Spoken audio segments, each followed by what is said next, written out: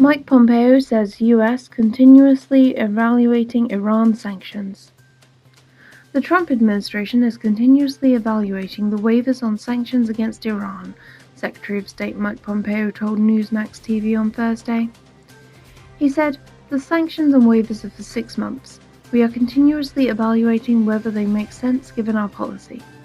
We still want to make sure we've got a well-supplied crude oil market, but at the same time we want to ensure that we're complying with the requirements." He continued, "The sanctions on Iran have this ultimate goal, creating an outcome where the Iranian people can have better lives than they have today under this tyrannical regime." Ahvaz steelworkers condemn suppressive measures.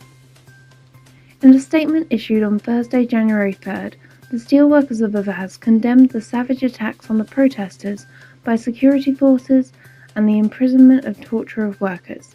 They also condemned turning the atmosphere of the factory into a military garrison, which will lead to permanent shutdown of the factory.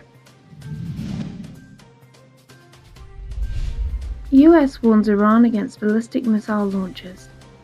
Secretary of State Mike Pompeo said Iran has announced plans to launch in the coming months 3 rockets called Space Launch Vehicles, which he said incorporate ballistic missile technology.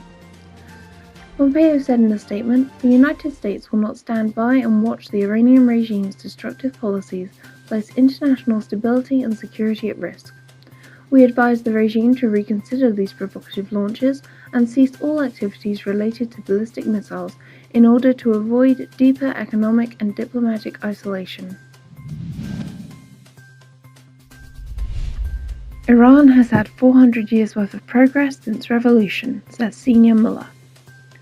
Mohammad Yazdi, 87, a senior influential mullah, says that in the 40 years since the 1979 revolution, Iran has had 400 years worth of progress.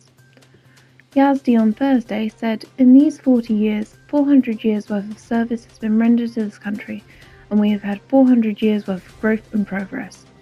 Technology, gadgets, various equipment, population and lifestyle, and now it is totally different from the past."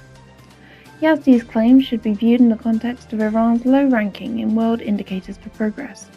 Widespread corruption is one criterion in which Iran ranks low, and even regime officials admit the seriousness of the problem. Transparency International has ranked Iran 130 out of 180 countries in financial corruption. On the economic front, Iran ranks low on domestic and foreign investment, with high inflation and unemployment. Lack of economic opportunities combined with a lack of social and political freedoms have forced at least 7 million Iranians to emigrate from the country in the past 4 decades.